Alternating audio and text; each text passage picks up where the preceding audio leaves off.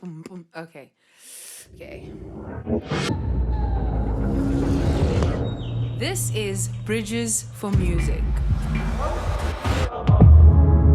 First off, we at the Bridges Academy would like to thank Pioneer for their involvement in this podcast.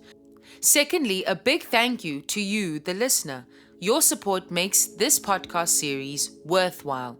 In this podcast, we explore the dynamic world of London based DJ, producer, and activist Kitty Amor, a champion of African and African influenced electronic music. Kitty's journey from electrifying sets at Fabric to launching Mahaba Music, her label under Defected, is nothing short of extraordinary. Join us as we delve into Kitty's inspiring journey from South Africa to global stages, uniting through the universal language of music. Welcome to BFM, Bridges for Music, our podcast today. My name is not a she, Hluma, and with me in studio today, I have the one and only Kitty Amor. Hello. Hello, how are you? I'm good, thanks. And yourself? I'm good, thank you. Cool. Thank you for being here today. So we're just going to do an interview, get to know you a bit more. I want to ask a bit about your music, the journey, and how that's been. But let's start at the beginning. Who exactly is Kitty Amor? Well, there's a whole documentary out about who she is. Kitty Amor is a DJ producer, label owner, promoter, tastemaker, writer, advocate for music in all its facets. I have been in the music industry now for 14 years, actively just championing African electronic music. It has been the sound that I started off with, and I'm still holding on to it to this day. And I don't think that's going to change, in all honesty. There's a big story attached to Afro House, and its journey, its sound, how it's evolved over the years, but also where it's going. So yeah, that's who Kitty Amor is. Nice. Okay, and if I had to ask if there's one thing that you'd want everybody to know about you, people to know about you, what is that? I think the one thing I want people to know is how committed I am to what it is I do. The saying that I live by is, if I love it, you'll see. And that's because if I love it, I allow myself to really be wholeheartedly embodied by the thing that I love the most. So that shows out in my music, in my craft as a DJ, as a producer, is that I become obsessive about the things that I love because it gives me life, I guess. So yeah, that's what I would want people to know. That's beautiful. And if we could just take it back a little bit, where are you from and how exactly did you get into the music business? Yeah, so born and raised in London, UK. My parents, my dad is Nigerian, my mum's Ghanaian. How I got into the music business, I can't really say I got into it with a plan, if that makes sense. It was a case of I went to university to study criminology and found myself actually spreading my wings in terms of following my intuition in music. Being a promoter and putting on my own events allowed for me to actually gain, or shall I say refine my skills in DJing, but also shaping my craft in terms of my ear in the music that I like and how I sell that and share that with the masses for them to understand music that's not widely understood. It's a niche sound, but it allowed for my identity as an African woman to really shine through the music that it is that I'm playing and championing. So how I got into the music industry, like I said, I didn't really plan for that. But when I finished university and I came back to London, I continued with that spirit of music in terms of being the creator of my own destiny in regards to placing myself in the positions that I want to be aligned with. So going to the club nights that I very much wanted to be a part of, or I aspired to play in that, just so I could learn and understand before I ever think I deserve the right to be on the other side of things. I think there is a lot of passive learning that we can do as consumers of music from a dance floor element before you actually are the DJ or the creator of that sound. I actually, when I came back from university, did an intern at Universal Music in the UK and was working as a marketing assistant for Def Jam Records, Mercury Records at the time. So I kind of understood the little elements of the music business, but I knew that that's not really where my head was at. I was more of a creative, but I definitely knew I needed to have an understanding of the other side of the business. And yeah, going on to years on, just staying committed to it, keeping that same drive and ambition alive in me, you know, being a DJ, and then developing my own taste for how it is I can be Kitty Amor through creating my own music as well. So yeah, years on, here I am today, still doing it. Yeah, that's lovely.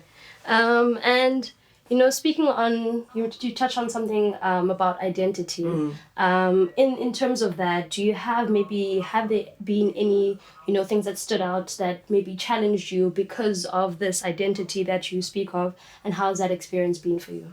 Yeah, I mean, there's many challenges I've had to overcome. Being a young black woman from London, playing African music in the UK, it's not easy to do so. And to play African electronic music at the time that Afrobeats is the only sound that people really have allowed space for in terms of exporting from the continent into European spaces. Trying to allow for myself to unapologetically come through sound in the UK at a tempo that doesn't make sense. I mean, music is very fast in Western society, and playing stuff at 118 to 122 max is like, whoa, why is it so slow? But I feel like for me, I couldn't ever really make or play music that I just didn't see myself in. Otherwise it would have felt empty, and it would have felt like, why am I doing this? What separates me from the rest? So I had to overcome a lot of challenges. One, being a female in music, being a black woman in music, being a gay black woman in music. There is so many facets of the industry that I had to overcome, and be ruthless in allowing myself to understand, no, I deserve to be in these spaces. Don't reduce myself just because I don't see myself already in those spaces. Be the first, and be the first that sets the examples for others to be able to come through. So yeah, I mean, the challenges, they are still ongoing. There are so many different parts of the world that you'd be surprised how behind they are, especially when it comes to minorities being represented in electronic music.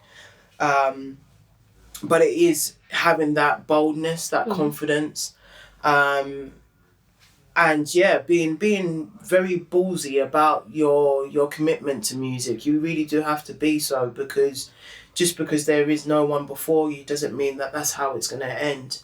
Maybe that's your duty to be the first, and be the first knowing that it's a risk you are taking.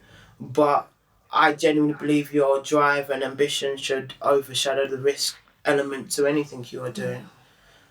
So yeah, the challenges don't really end, to be honest. Yeah, I can imagine. I mean, it's definitely still the same here back home. Yeah. I love how you speak about, you know, your interest in wanting to also bring in a bit of like where you're from and music from Africa. How did you land on Afro House, and like why specifically that genre?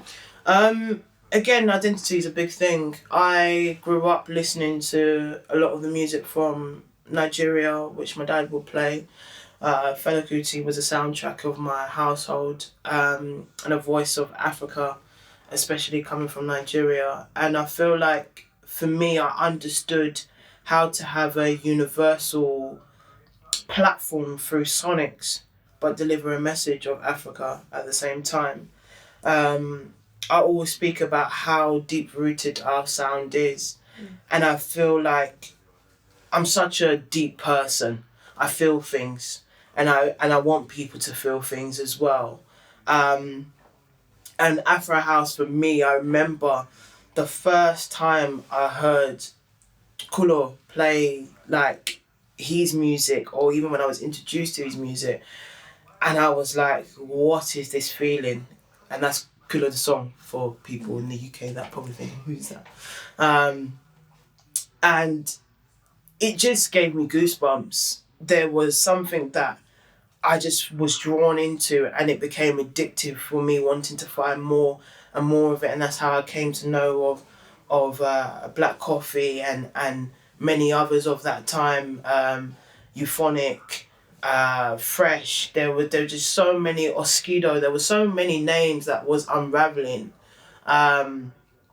in terms of the Afro House space. And I was in from the minute I first heard it. Like, I never shifted away from it. I was sold, and I was committed, and I was like, this is me. This is me in all its shapes or forms. Electronic music is a very Western sound, but it's coming from Africa.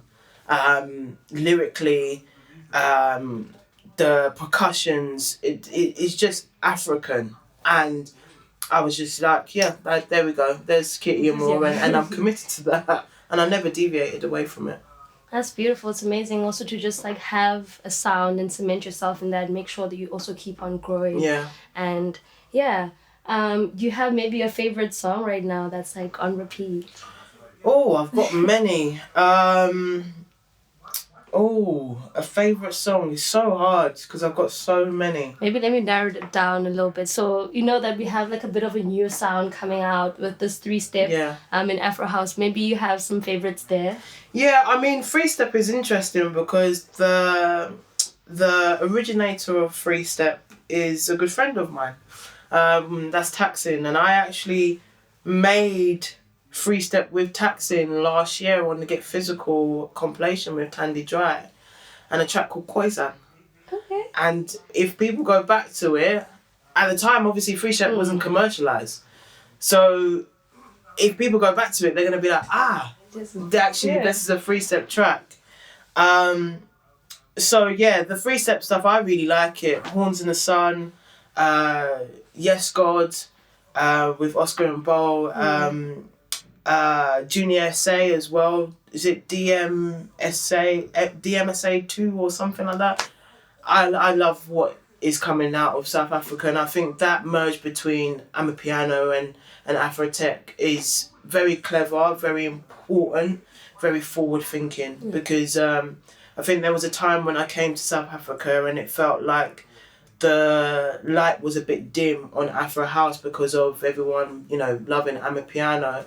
And now having that fuse between the two, I think is really important in terms of pulling in Amapiano sounds and the crowd, whilst pulling in Afro House sounds and Afro House crowd, so all meet as one.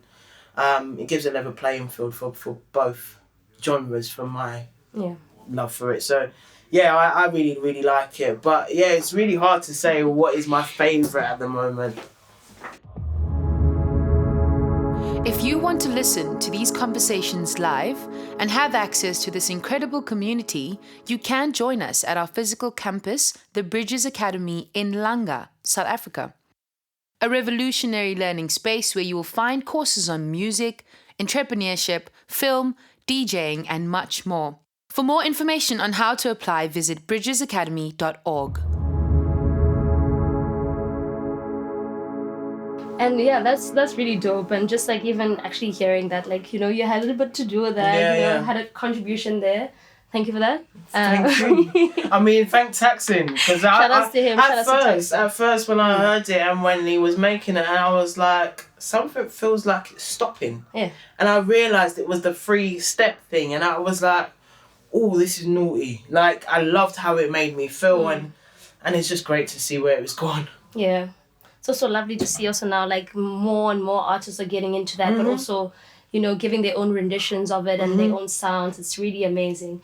Maybe you have some dream collaborations in the works. I don't know, maybe some people that you're thinking of collaborating with, anybody you... Yeah, I mean, I am very, very active with collaborations at the moment. A lot of South African artists that I'm working with. There's a very special project that I'm working on next year, which involve a lot of female collaborations actually. So Tandy Dry, as I mentioned, Jamie, who is in Berlin, Sin City, who is from Amsterdam, Desiree, who is South Africa's very own as well, Jackie Queens. There's so many. With Liz Wee, I'm working with so many people, and for me, I admire the leap of faith that a lot of women have taken in music. I know it's very easy to say, oh, we are underrepresented in music, but then there's women that are doing something about that misrepresentation. And it's nice to see it's not just myself, it's not just Desiree, it's not just Jackie, it's not just a few individuals, there's a collective now that is really showing a next generation that they are able, and it is possible. But also not only showing that and leaving them hanging, showing that and giving guidance, and also allowing for us to be reachable to the next generation, because some artists can very much be successful, be good at what they do and blow up, but miss that relationship with the grassroots level of artists that are up and coming. That's why I'm so passionate about what happens here at Bridges. Is in the name being that bridge for music is so important, because what is tomorrow is what was yesterday, and I think we need to remember that as artists as well. What we see tomorrow is what we were yesterday, so it's important that we continue in that spirit moving forward. So yeah, that's amazing. I'm definitely looking forward to those, and some of those names are also like some of my favorites. So it's really lovely to see, like you said, like women taking an initiative, especially in the house scene, dance space. It's something very important, especially in South Africa, where we have such a rich history of like women-led house music, and now just seeing them like taking an active role in even the production of some of the songs that are coming out. So in speaking of, music and reaching out and being able to, build those spaces and platforms for people to share their music, you recently started a label. Please tell us more about that. Yeah, so I started my own label, Mahaba Music, Mahaba meaning love and care. And it is exactly what it says on the tin. I wanted a space for the music that I love to make and I could really care about, but also invite a safe space for artists to showcase the music that they love and care about as well. I feel like there is a danger in music sometimes where people will tell an artist what kind of music they need to be making in order for it to be on their label. But I feel like we need to allow for people to be and be their true self with the music that they're creating. It's a form of expression, and I feel like when you start to dictate how it should be, you are removing the expression away from that individual, and that's not what I want for artists, but also that's not what I want for myself. So having a label for me is really important because of the time that I'm at in my career. I feel like I've now got the reputation where people are trusting of what it is I do as an artist, as a DJ, as a producer, and understanding that there is a possibility to have their music across the globe. It's that simple. Creating a 360 relationship between artists where it's not South African artists just working with South African artists. It's actually South African artists collaborating with the rest of the world and vice versa. I feel like I'm seeing a lot of artists that get their music remixed by those overseas, but in terms of actually being part of the original production, where you are cross-pollinating, literally that across genres, but still making the music that you love and care about. So that's the space that I wanted to create for my own sounds, but also for other producers. It's an impressive move and really, really inspiring, and all the best in that venture. Thank you. can imagine also just, working with artists worldwide, collaborating can be so exciting, but also maybe even daunting. How's that been, and how have you managed to also even connect with the artists that you do from the places that you do? It's been really inspiring for me. I listen to such a wide scope of music, and I do that to allow for music to always evolve. I feel like we have this thing about genres where I think it's good to have an identity of a genre so people know what something sounds like. However, I feel like we also shouldn't allow ourselves to be boxed in by genres. What someone can contribute from a jazz space, from an R&B space, is not only limited to those areas, they can also bring that over to the Afro House or the electronic music space, and vice versa. And for me, I am so inspired by when I hear other genres and I envisage what that looks like in a electronic music space. And I want to continue that spirit alive, and I want to encourage other people to think in that way as well. Music is not bounded to any one thing. It's limitless, it's boundless, and I feel like the beauty of the art of music is through seeking inspirations through things outside of your everyday or outside of your norm. So yeah, I've learned a lot. I have learned a lot, and don't get me wrong. Sometimes there is moments where I think something may work with an artist that I've heard them in a different space, and so I may approach the idea of wanting to work with them, and sometimes they may not understand it, so might be hesitant to work with it. Or you take the plunge, you do it, and it doesn't connect in the way that you hoped it did, and that's okay, because there's still a value, there's still a lesson to learn from taking that step, 100%. So yeah, I've really found it inspirational for sure. Cool. And are there any other maybe career highlights you'd like to highlight for us? I think my career highlights has been a few in recent years. This year especially, having the documentary, opening my label, doing Glastonbury Festival, which is one of the biggest festivals in the world, doing Tomorrowland in Tulum earlier this year, having my own releases in terms of my own production as well. It's been a very, very interesting year in terms of I really can say I see myself coming into myself a lot more, but also taking myself by surprise, having a lot of out-of-body experiences. And then 3 years ago when I was on the cover of Mixmag, being the biggest electronic music magazine in the world, that was a huge achievement for me, and I can honestly say being in a position now where people want to be in the midst of me, that's an achievement for me, because I just believe that energy doesn't lie. Definitely.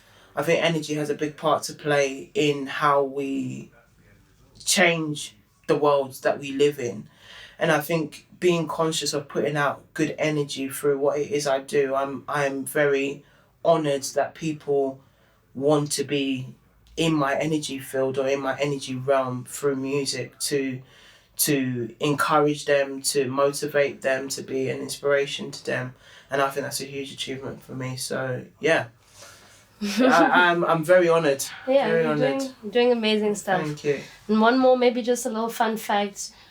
Where do you enjoy being the most? So you sometimes in front of, I don't know really what you use, computer keys, producing, and on stage. Which do you prefer?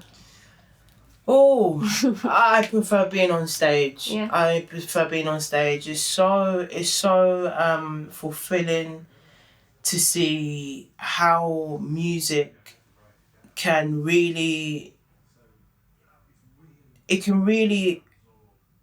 change humanity. Yeah. There's a lot of power in music. I'll never forget a moment doing a festival. This was 2 years ago, warm-up festival, and I remember me being the first African electronic music artist on the bill, And I remember seeing a woman cry on the dance floor whilst I was playing.